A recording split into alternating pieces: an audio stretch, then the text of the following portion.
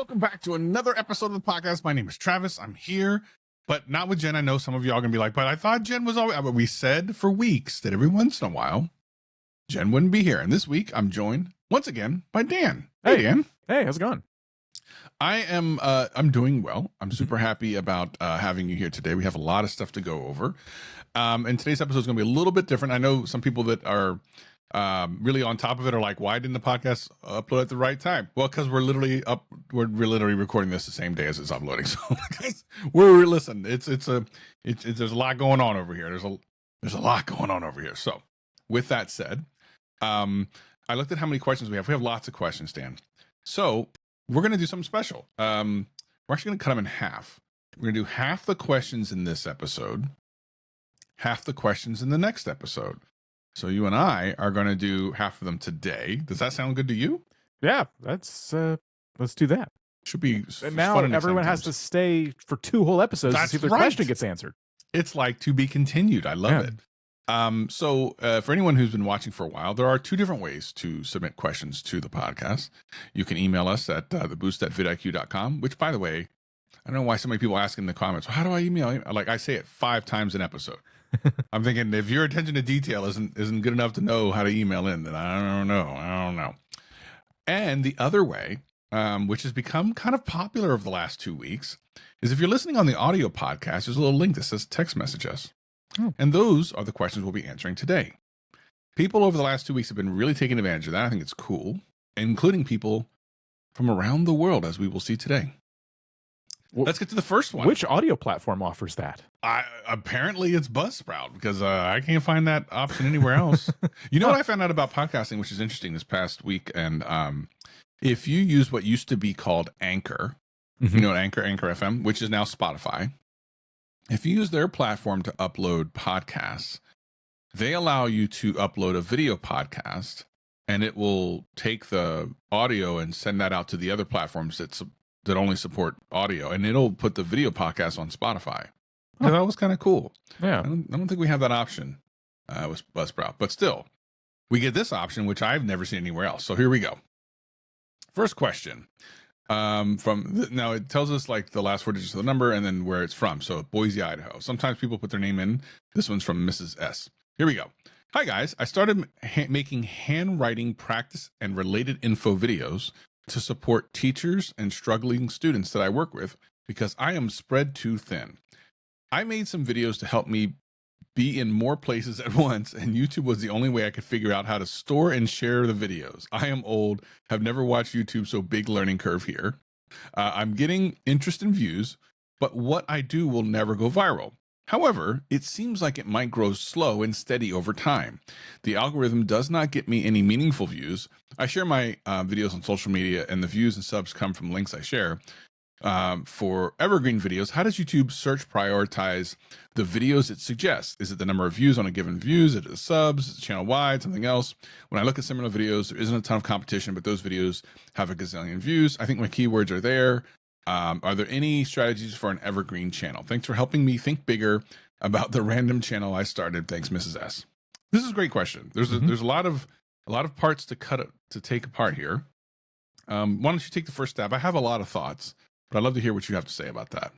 Yeah, I will say that I don't believe, or at least I don't want to believe, that YouTube is prioritizing search just on video views alone. I do think there's a quality element, and I think YouTube measures satisfaction and quality in a lot of different ways that they'll never fully explain.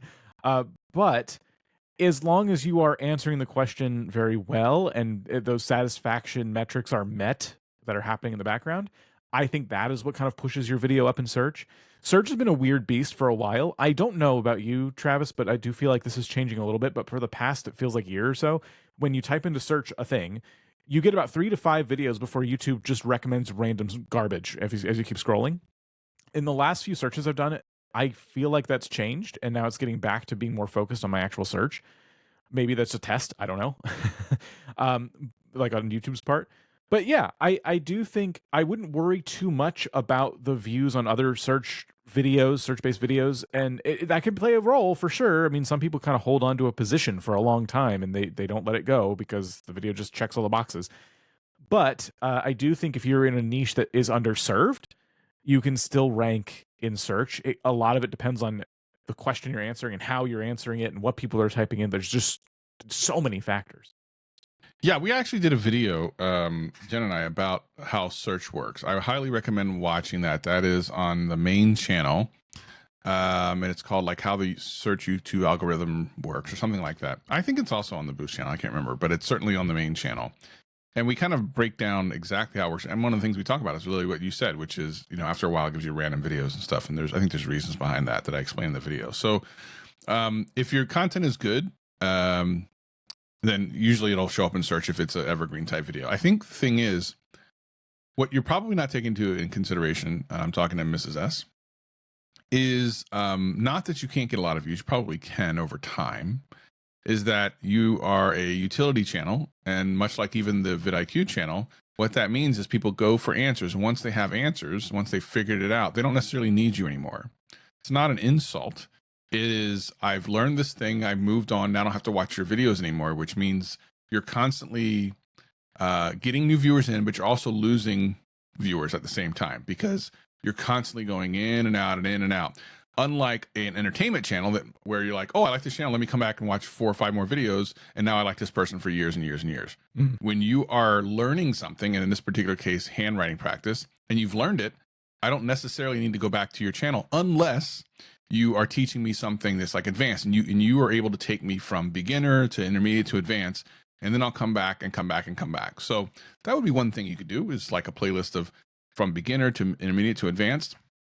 You also could do some fun challenges and stuff like that. Handwriting with your left hand, how to teach people how to do that, how to write with their offhand, stuff like that. But I think in general, utility channels, what you're looking at is you're trying to get evergreen videos out there so that they can live for a long time.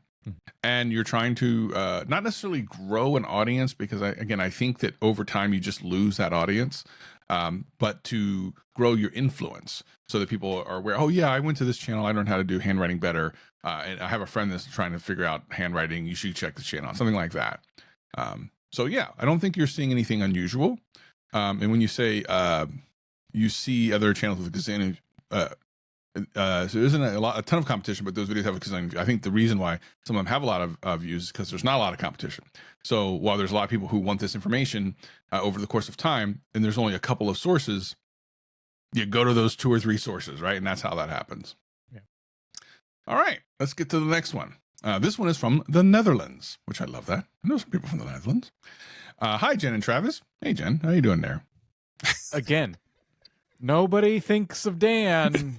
He couldn't possibly show up again. Well, the funny thing is for 2 straight weeks after the last time you were on, they were going, hi, Jan, Travis, Dan, and Rob. They do that, or whoever is cover there. everybody. Literally for like 2 weeks straight. Hi, Dan and Travis. I just want to say you guys keep my content creation journey going. Thanks for that. I have a question. I'm a Minecraft creator, and right now I'm creating a server called Hoplite right now. I just hit 1,000 subscribers and monetization. My channel is PIPAQ. Okay, which is great. The problem is the owner and biggest content creator has stopped uploading, which has slowed down the flow of new viewers and players a lot. He has extended the deadline for his next video about 6 times now. So finally, my question is it smart to keep going and try to make the server interesting? Or would you guys say that the server is too unreliable and basically a sinking ship? I know there's not a lot of context, but the player base went from around 100,000 viewers that watch videos to 10K. Thanks for everything. And I always say P11 out. Okay. So I did read this comment ahead of time. This is one that was very interesting to me because when I started on YouTube, like I was a Minecraft creator, and I did some of my content was done on like Minecraft servers that were hosted by like a larger creator or a larger entity. And so when you do that, that's what this creator's doing. They're creating content on someone else's platform, essentially.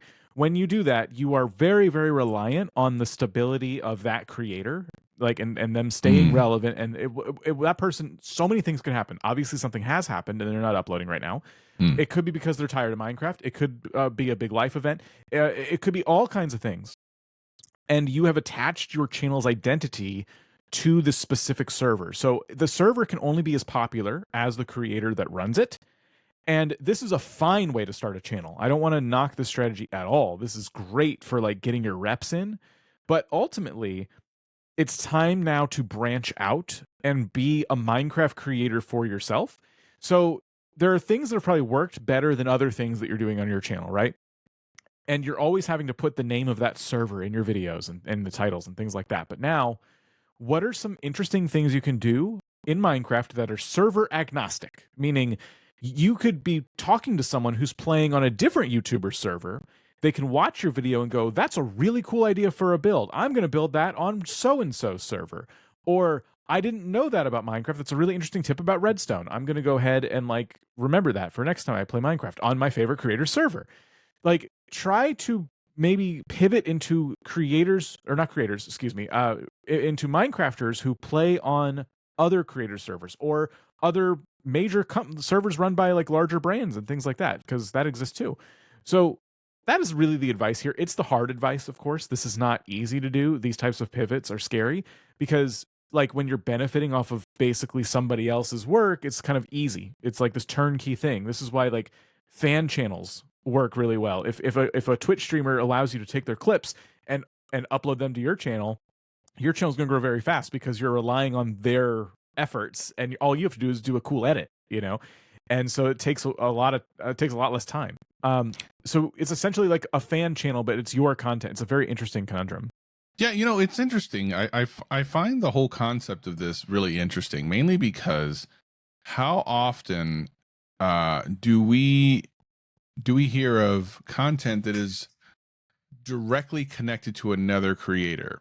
So there's commentary channels and stuff, which you know, that's similar, but this one is specific to one creator. So it's not like a commentary channel who will talk about multiple creators. This is one creator that's linked to this game that has all the impact of whether or not this thing is going to work, which is really interesting. It's an interesting problem to solve. It reminds me of something I've seen recently, which is there's a creator I know that's been around for a very long time on YouTube, and they have detractor channels, basically channels that hate on him for various things, make fun of him pretty much every day, right? What's interesting is, and obviously, like if he were to stop creating, those channels would have nothing to create about, right? What's interesting is those detractor channels get more views than he does, which is really a situation where you're like, what's going on there? It's almost like tuning into a race car event just to see the crashes. Right. It's like, yeah, I could see why that would be the thing, right? Here's a little different, whereas this creator has stopped uploading, the large creator stopped uploading something, and it stops the flow of everything below them. I mean, what an interesting situation to be in. I think it's just one of those things that when you decide, okay, this is what my content's going to be, it's going to be about this game with this attachment to this creator. It's a quick start to get me some good views because that creator exists and all these things, right? But I'm now hitching my wagon to something that if they just decide one day, I'm not doing this anymore, I'm left in a lurch. Right. Interesting situation. I love your answer though. I've been in that situation, and I was attached to a big name thing from big name creators, and it was a lot of fun. But I always knew it had an expiration date, and even though I knew that, I never was able to plan effectively around that. And I still found success. Like I knew as it was coming to a close, I knew it was time to start trying some new things. And I did try and branch out just a little bit from what I was doing, but more solo. And it worked, and it didn't work. You know, it was like any other YouTube thing. But I just want, just as a quick note to anyone in this similar kind of situation, just because your views were doing one thing, if you try something new and it drops, that does not diminish you and your value as a creator. It's literally just a pivot in your channel, and you have to go back to work experimenting with what could work, what isn't working. And I just don't want you to be deterred. If you were getting thousands of views and it drops to, you know, much lower, don't worry. It's part of the process. And YouTube growth is not in a straight line. It isn't for anybody. And you will have your ups and downs. And I didn't know that back then. I thought, well, I was getting thousands of views. I was getting like, 5 to 10,000 sometimes.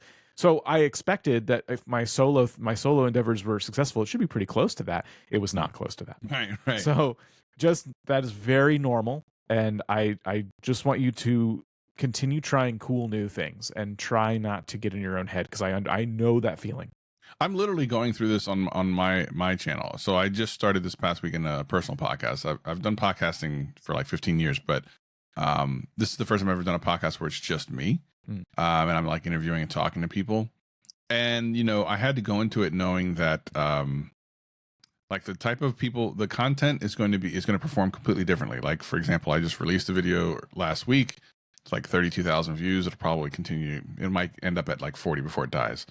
I have a completely different kind of view prediction for the podcast because it's completely different. It is not in line with the rest of my channel. I'm doing it very specifically knowing that for me to enjoy the content creation process anymore, I've got to do something different than what my main channel is about.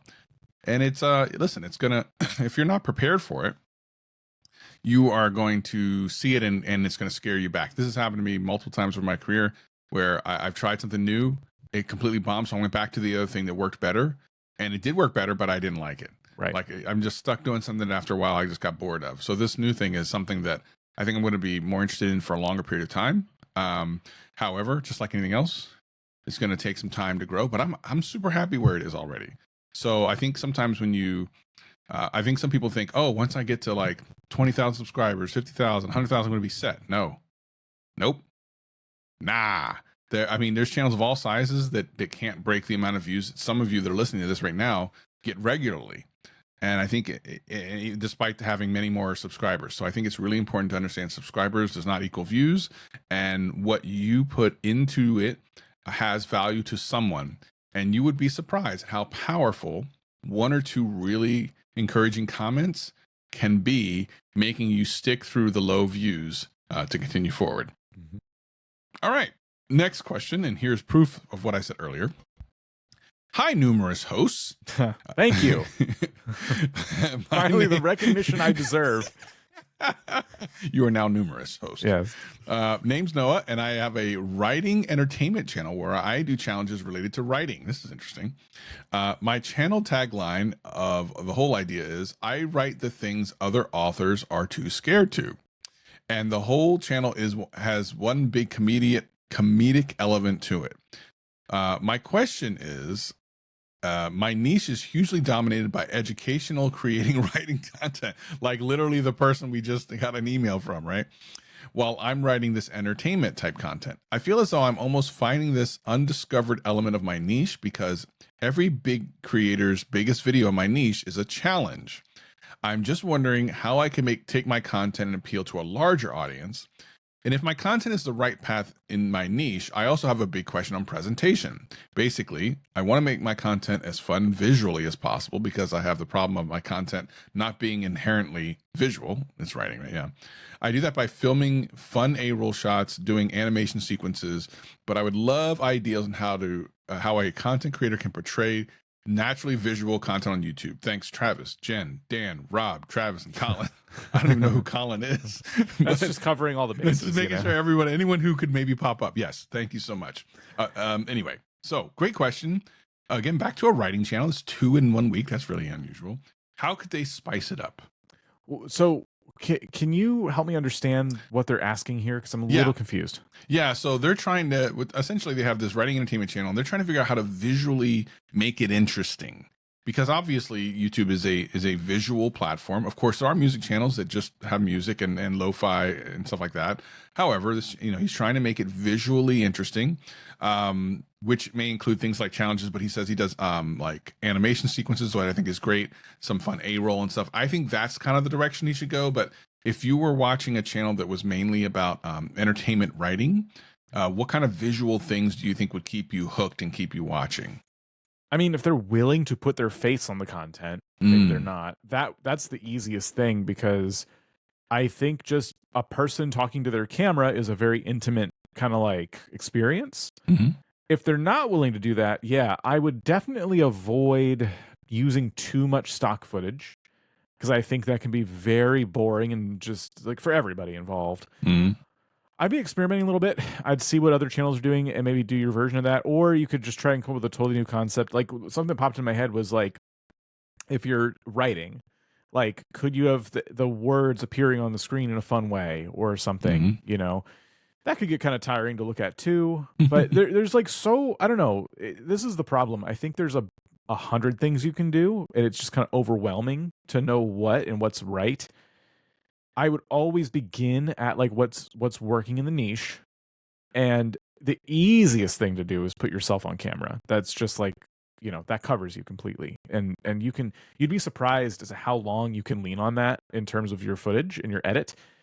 People, I don't know, I've seen this trend, but it doesn't seem like heavy duty editing is necessarily needed. As long as you're like talking about something and you know what you're talking about and it's interesting, people will be happy to listen. You don't have to like hit them with every 8 seconds. Something on the screen has to have a pattern interrupt and all that advice we used to give. You can definitely be that. So I don't know. I know it's like difficult if people don't want to be on camera. It makes it a lot more complicated. Yeah, I agree with what you're saying here, because ultimately it's an interesting niche, and there's not like necessarily a lot of people out there that we've seen that we can say, oh, this is what normally works. First of all, I'm always a proponent of experimenting and finding a template that you can recreate easily. So you should, when you experiment, you should experiment in templates. So in other words, I'll go, okay, so I'll be on screen here, and then I'll do a funny little animation here, and then I'll do this. And if that works, now you've got your template for the rest of time. If it doesn't work, then you go, well, let me take this part out. Let me try this other thing. And you can check your audience retention to see where people are dropping off, and just try changing that segment of the template and then moving forward with that. And if you do that, you might find a template very quickly that then you can continue on with your concept. Now, for entertainment writing, I definitely agree. Like it's a tough one to start off with, because I don't know how I think you have to visualize the things you're writing about. But if you're being funny, I think just having, like Dan said, just having you on screen and maybe making a funny face, or just, little visual funny things that could definitely help move you in the right direction. But it's interesting. We've had 2 channels this week about writing, and one almost indirectly talked about the type of style of the other one. So funny the way that is. All right. Next one up. This one's from Atlanta, Georgia. Hey guys, what's up? So I had a TikTok with 500K views, and it was of a squishy pumpkin. How can I get those kind of views on YouTube with the same or similar video? Can I post it there from the original video? Should I use similar tags as such and such? This Pyro Jason. Okay. TikTok versus YouTube. Wow. That's an episode. That's a podcast in and of its own. Yeah. Yeah. Go ahead. No, go ahead. I'd love to hear what you have to say. I'll say what I try to tell everybody who's making content on both. Please take the original clip that you made that you uploaded to TikTok and upload that clip to YouTube. Do not take the video from TikTok directly, download it, and then move it to YouTube. Because if that watermark is on there, YouTube has admitted to me in like conversations that weren't super private, but they had like a shorts Discord I was in for a bit, and I went to one of their seminars, and literally they said, yeah, if you have the watermark, don't do that. Like, we don't like that. Like, the heavily implying that their algorithms or whatever they're using can see the watermarks from other platforms, and those videos might have trouble. So take the original clip. Shouldn't be a problem if it was your content.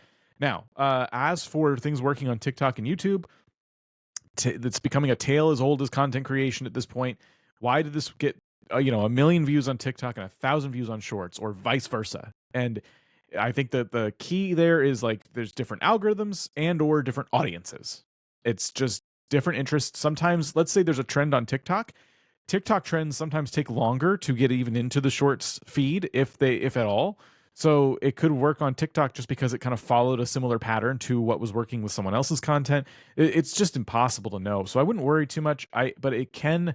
I think it can work on YouTube Shorts. Just try and respect the way those platforms operate. And they mentioned tags, for example. Like TikTok putting hashtags in the title, very normal. And they do something on TikTok. On YouTube, they don't do anything. Don't bother with hashtags in your titles, in my opinion.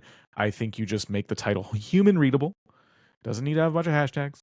And just what is it? What's the video about? Make the title nice, short, and simple. And a lot of your views are going to come from people who didn't even read the title. They're going to swipe to it in the feed, scrolling, and then they're going to see it. And it sounds like it's more of like a satisfaction kind of video, like squishing a squishy pumpkin or something. Yeah. I think the thing is that it's different. I mean, they're similar audiences in that they're watching short form stuff, but I think TikTok versus Shorts are slightly different, and I think expectations need to be in line. I don't think you should ever think, oh, I got 500,000 views here, I'm definitely going to get 500,000 views on YouTube, and vice versa. You just should take that, throw it out of your mind and go, this was successful on TikTok. Let me see if I can make it successful on YouTube. I would not try to carry over any expectations of views or anything like that from one platform to another. I just think it's a slippery slope of, yeah, I just don't think you want to do that, because I think you'll be disappointed. We see this all the time when people have like large Instagram followings and then try YouTube and they're like, well, why don't I get a lot of views? I shared it on my Instagram. And the concept that I've always explained is this: when you're on a platform as a viewer, whether it be Instagram, Facebook, YouTube, Vimeo, whatever, I think you have made a decision to be on that platform. You haven't gone there to be sent somewhere else. You didn't go on Facebook to get sent to YouTube. You didn't go on Instagram Shorts to get sent to TikTok. You chose Instagram, right? Or you chose YouTube. You made that choice. So it's already going to be hard to get someone to go from the platform that they chose to a different platform. So you have to just understand that you have to meet people where they are, which in this case would be YouTube, and make the content that works on this platform. Now, to be clear, a lot of stuff that works on TikTok does work on YouTube Shorts. Yeah. But that is not a guarantee. It's just that, yeah, a lot of times it does. And I just think that expectations on YouTube are really, I think when I talk to smaller creators, a lot of times what I see is, especially if they're new, they're like, why am I not getting thousands of views? I can do video content just like this other larger creator. Yeah, I mean, I get it. I understand that that's the concept, because when you're outside looking in, you have no idea. And I talked about this weeks ago, the meme with the iceberg outside of the water, where you only see the top. You only see the success. You don't see all the time and hours and effort and everything that went into getting to a point where a person has an audience that they can speak to and then they get engagement from. So definitely not an easy thing, not a straight line, as Dan likes to say. I think that's very clearly kind of the answer for something like this. Okay. We have someone from Mount Vernon. They have a couple of things. Okay. Hey guys, want to drop in and give a piece of advice for my fellow YouTubers on TV. There is a little trick to skip 90% of ads. When one shows up, click the I for info and select stop showing this ad. I didn't even know that. I had no idea. And make any selections after that. You can just press the I and press twice again. It's been a huge time saver for me, and I know it would help others out there. That's cool. And he said, and you asked how I found your podcast. I actually looked up YouTuber podcast or something to that effect on the iOS podcast app and found you guys right up there. I love listening while stocking the coolers at work. I found the pod 2 weeks ago. That's awesome. I love that. Real quick on the skipping ads thing. I'm going to just, obviously not sponsored or anything, but we're just going to plug YouTube Premium for a second. Yeah, we talked about that last week. 100%. Go, please back it up. So YouTube Premium, the reason I'm going to plug it, if you've heard it all before, just hear me out. If you're paying for Spotify, just cancel it and get YouTube Premium. Because you get YouTube Music. It's like it's a 2-in-1 kind of, you know what I mean? So YouTube Premium is something I will never not use because I watch YouTube that much. Obviously, if it's not worth it for you, I get it. But the way I do it is I have a family plan. And you can invite up to 5 other people, I think. It's enough. And so we share it. And I'm just like paying for it for them because I have it anyway. But a lot of people I give this advice to, go in with a group of friends or your family and like split the cost of an annual family plan. And it won't be that much. And you'll get an entire year, and every single person on that plan, their YouTube account won't have ads. And so the YouTube family plan, I feel like the price is pretty good when you break it out amongst enough people. And that's my pitch for YouTube Premium, because I do feel like YouTube is doing a lot with ads right now. They're trying to get around all the tricks people are finding to skip ads. So you are going to be fighting an uphill battle. That trick might only work for so long. And I'm an advocate for YouTube Premium. YouTubers still get revenue from people who watch with YouTube Premium.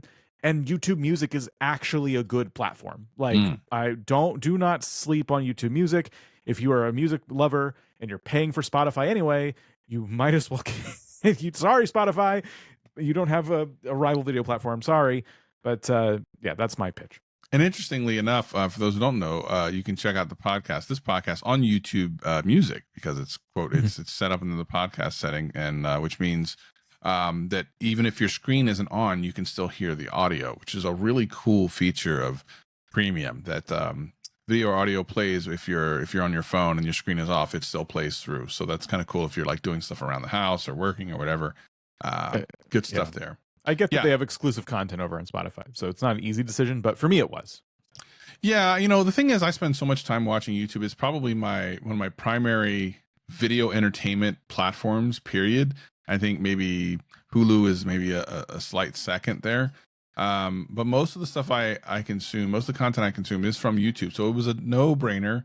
I forget that I even pay for it. And the only time I'm ever reminded is if I'm logged out for some reason and I go to a YouTube video and immediately ads come up. I'm like, what is this? What's happening? Right. Because I completely have forgotten about it.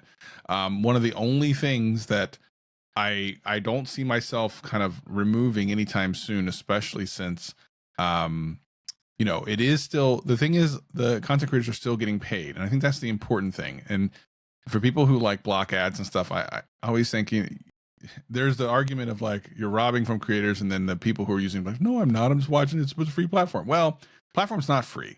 The whole exchange is watching ads so that, you know, this can continue to grow. So it is in a way kind of stealing. I don't really want to go down this rabbit hole, but it is something to consider that like if you're blocking ads, you're keeping creators and the company from being able to continue to grow. That's just that it was what it is. I mean, it is what it is. All right, here we go. We have recently, this is from Camper and Cook. Hey, we have recently discovered your podcast. We are loving all of your advice. We're looking to start a travel vlog on YouTube. Wait, see, this is the thing, Dan. We get a lot of people who either have just started within the last 2 or 3 weeks of them sending the message, or sometimes like a channel like this, who like hasn't started at all. I'm like, how did you find? You decided to look for us first, for a podcast first, which I think is amazing. First of all, love that. Dude, I mean, amazing, super smart. I wonder how many people do that. All right, let me go back to this email. It's a step ahead. Like I didn't do that when I started YouTube. I wouldn't even have thought of it. Yeah. To me, this shows that some of these content creators are much smarter than us when they start. It might be better prepared for success. Okay, let me get back to this. We're looking to start a travel vlog on YouTube, and we already have done short form travel videos documenting our journey driving around the world on Instagram and TikTok, and have been happy with the engagement. We have about 15 to 18K flowers. I think autocorrect got in their way here. Followers on each platform. People have been asking for us to do longer form videos on YouTube. What would be the best way to leverage our existing audience as we transition to longer content? Thanks, Ricky and Nina. It's funny, we just kind of talked about one platform to the next. Not impossible to do, but again, I think the same things apply to the things I talked about earlier, that people are on the platform that they want to be on. But if people are asking you on those platforms for longer form content, that's a slightly different situation. Dan, what would you do in this instance? I would definitely jump on it for sure. And it's good that you're kind of like seeking out some YouTube advice. It is a different platform. I would warn that you have perhaps a vocal minority on your hands, where maybe you're feeling like a lot of people are asking, but the percentage of people who aren't commenting versus the people who are commenting make long videos might be such that you feel like, wow, everyone's asking us to do this, when it's just like a small fraction. So I'm just saying that to prepare you for the idea that your YouTube channel won't be like an overnight success. Maybe it could be really good. You could have gotten all of your rust shaken off through doing Instagram and stuff, that you're just naturally good at making videos. You get straight to the point, all that fun stuff that could work, and you could have a huge channel. But like Travis was saying earlier, getting people to go from one platform to another is hard. I think you should absolutely let your Instagram followers know that you are doing this, but please, like, don't rely on that as the thing that's going to bring in the views. What's really going to bring in the views is YouTube's algorithm finding the audience that's already on YouTube to get into the content. And you can create a cycle. Like there's creators I watch who will plug their Instagram because it's one of their goals. They want to grow their Instagram. So they plug it at the end of their YouTube videos and they grow. It works. It absolutely works because people do use more than one platform. And okay, next time on Instagram, I'll follow so-and-so. But they don't, you can tell when you go to their Instagram, they are making content that is very different than YouTube because it's working on Instagram. So your YouTube content should just respect the fact that it's going to be a different viewer who's in a different headspace. Some of your viewers might be watching on TV. People aren't browsing Instagram on TV. It's a different place that you're in at that time of day when you're watching on TV. You're maybe sitting down to have dinner and you put something on. And you just want maybe a 12 to 30-minute video, something that can just be on for a bit and you can enjoy while you're eating. Like, it's a different vibe completely. So just go into it with those expectations in mind is my 2 cents. I agree. And I think, again, it's encouraging when you have people in your existing audience saying, we want to see something longer. I think that means you're good at storytelling, which is going to be super important for longer form content to succeed on YouTube, is that you need to kind of master storytelling. It's so absolutely critical to understand how to create a good story. And it's maybe something we'll talk a little bit more about here on the podcast at some point, because I think it's super important and a critical piece of not only advice but skill to know in order to succeed. So if you know how to do that and you're doing a pretty good job in the short term, the thing is you don't want to blow your gasket all in the first 30 seconds on a longer form piece of content. You need to draw it out somewhat, but to continually hook people every 30 to 45 seconds. Like, you watch this segment, that was interesting. What's going to keep me watching for the next minute? I talked about this a couple of weeks back about buying time. You put a hook out there, you've bought maybe 30 more seconds of my attention. By the time that's over, okay, what have you hooked me again with? And you just continue that on, and then of course have the big payoff. And for me, as someone who has coached many creators in the past, I advocate for ending the video very quickly after the climax, like after the point of people being there, and then getting people into the next video. Make people want more. Don't wear them out on the subject and like, okay, I've seen everything I need to see, I'm done. Yeah. You want them to go, oh, I need to see another one from this creator. I need to watch another video about this, or whatever the case may be. So right after that big crescendo of your video, quickly get out of that thing, tell people to go to the next video, use end screens and that sort of thing to get people to watch the next thing. All right, I'm going to do a bonus question, since one of those wasn't even a question. It was more like a comment. And this one's actually an email. So we talked about a couple of weeks ago. This is a really long email, so I think we're just going to have to condense it. But one of the things that we talked about was faceless and voiceless channels.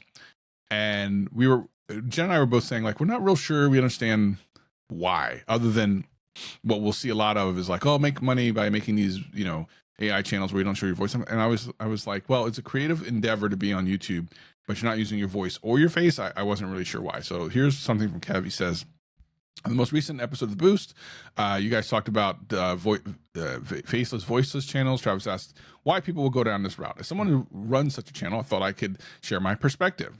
Never Made Movies is about creating trailers for movies that never existed. If you've seen Grindhouse movies, then you'll know the type of thing I'm talking about. Sort of random, weird stuff that would always pop up in the VHS rental store from a mom and pop store back in the day. I actually do remember those.